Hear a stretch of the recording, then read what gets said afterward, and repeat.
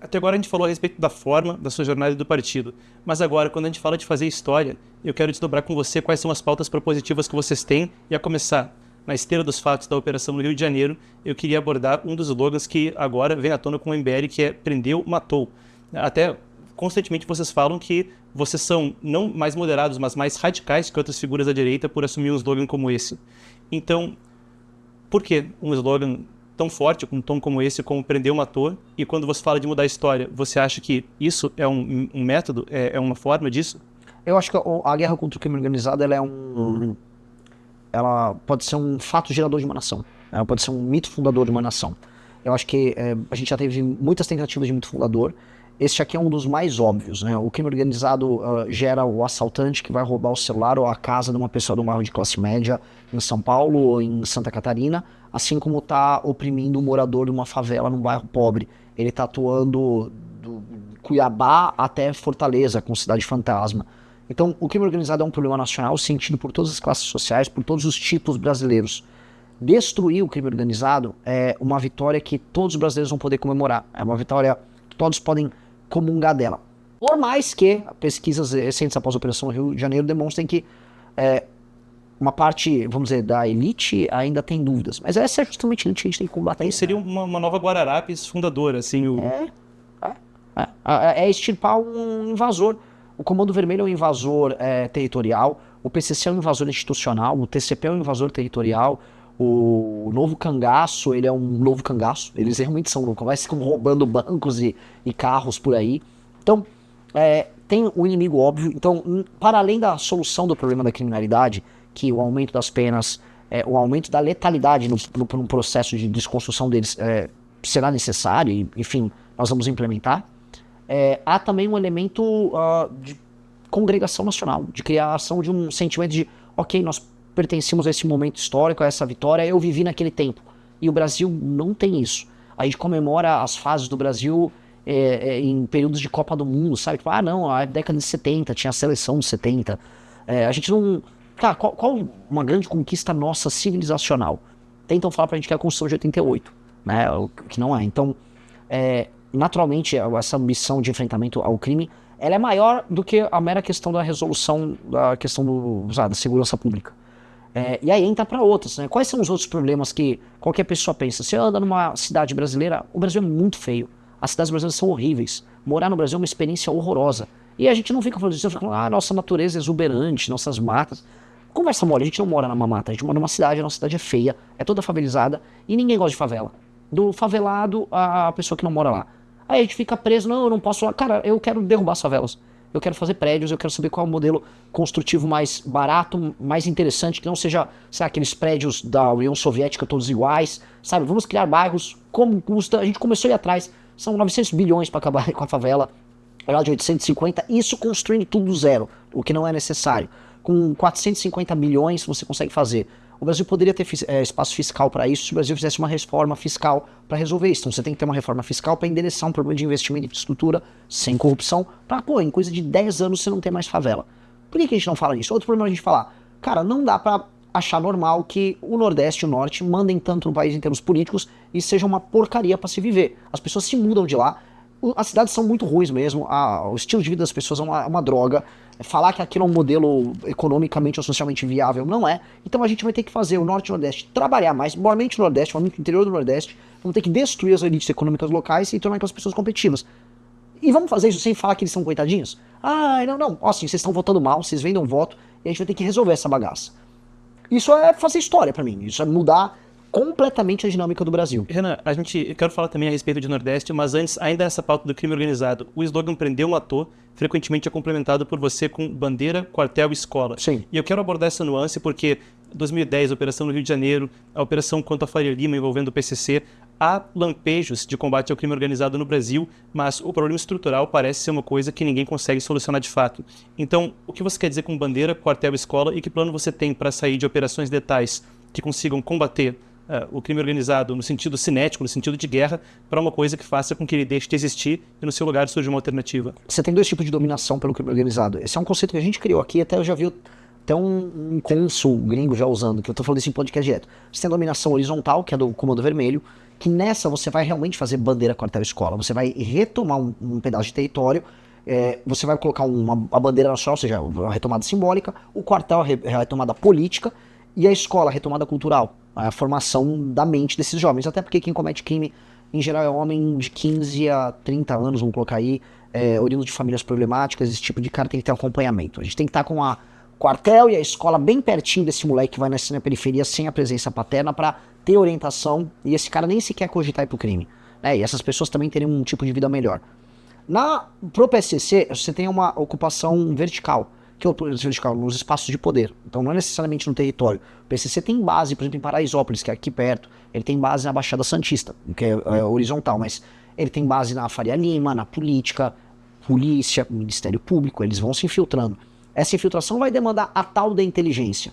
O governo federal do PT, ele é curioso porque ele só fica falando em fazer pequenas operações pegando essas infiltrações ou contas bancárias. Só que esses elementos, né, eles são facilmente substituíveis ali no jogo, né? E ignoram a ocupação territorial. Eles simplesmente fingem que não tem ocupação territorial, inclusive em estados que eles governam, como o caso do Ceará.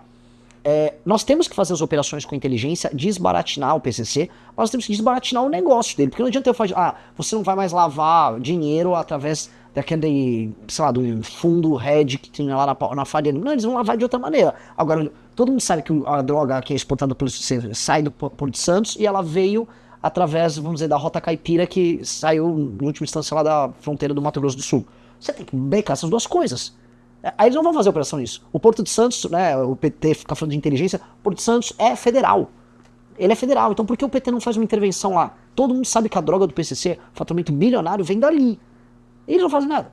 Então, tem um lance de... eles falam que certas operações são pirotecnia, mas as deles são pirotecnia pura, mas pirotecnia retórica, né?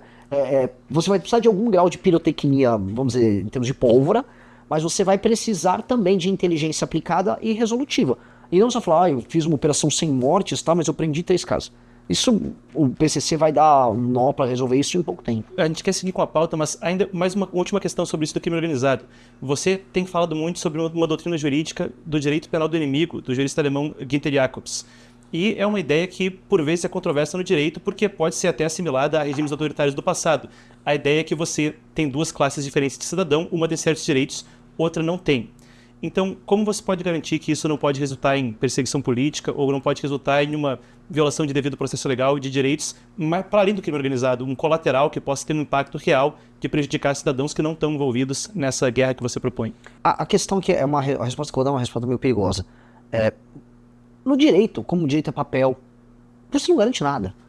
Na verdade, assim, você já tem um regime de exceção acontecendo no Brasil em muitos termos, em muitas áreas. Ele já está implementado. Você pode ser morto pelo Tribunal do Crime, pelo PCC, você pode ser assaltado e tomar um tiro na cabeça com alguém ligado ao Comando Vermelho, você pode ser vítima de um assédio judicial, um assédio processual, oriundo de decisões do STF bizarras. Por exemplo, sei lá, você chama alguém de gordo, pode ser que isso seja, vamos dizer, equiparado à injúria racial e você ser preso de maneira inafiançável. Você tem um vácuo jurídico mesmo hoje. O que a gente está propondo vamos arrumar a casa? Existe alguém que é problemático e que todo mundo vai reconhecer que é problemático. Este alguém que a gente pode qualificar o inimigo é um agente político que, de maneira sistemática, há décadas, não reconhece a autoridade do Estado brasileiro, que é o crime organizado. Vamos qualificar ele. Este aqui é um ente que pratica o terror, que não reconhece a autoridade do Estado brasileiro, portanto ele é um inimigo. Por exemplo, ele não é nem só um agente anômalo, sabe? Ele não é...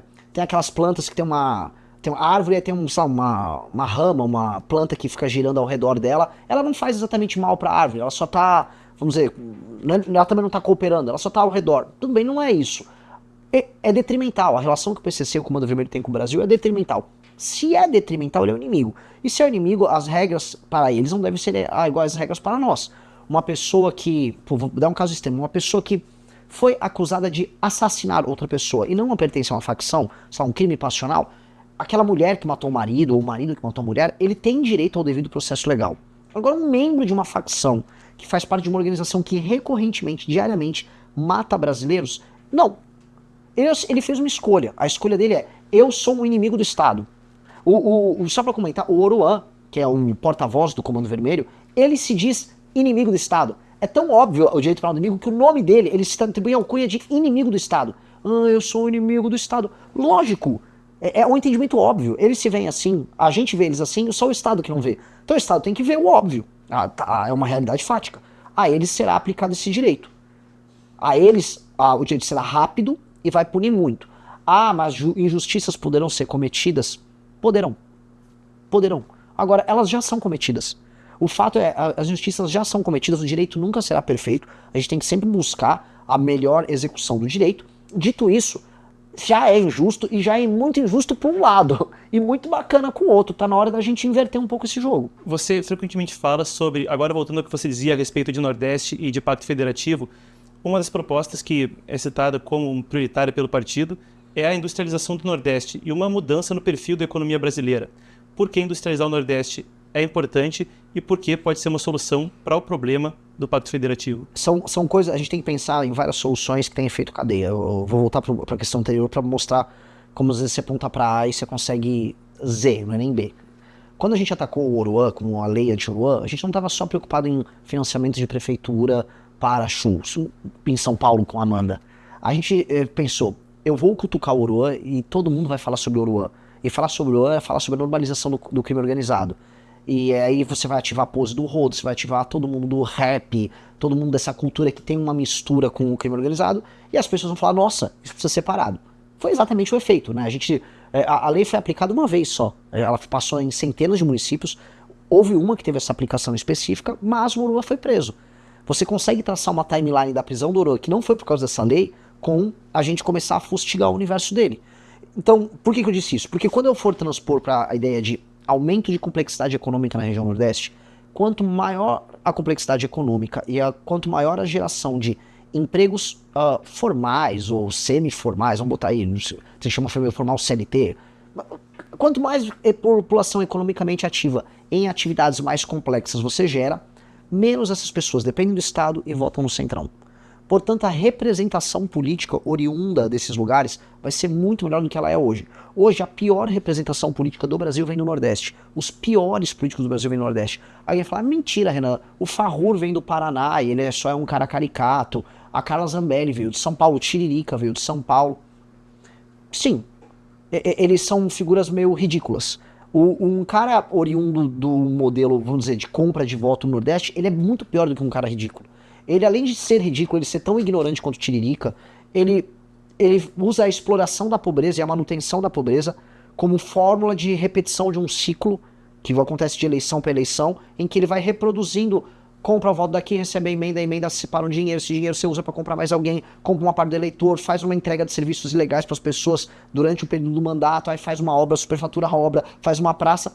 E a vida daquelas pessoas continua igual, a população economicamente ativa nesses lugares não aumenta, e aí eles se aliam com o governo federal em questão, tá? E não importa se foi por PT ou um governo à direita, como aconteceu do Bolsonaro, para conseguir aí sim um Bolsa Família e falar que ele está participando de uma entrega disso. A gente pode ver, esses caras do Centrão do Nordeste grudaram no Bolsonaro quando surgiu o auxílio emergencial, no período da pandemia, quando ele subiu para R$600.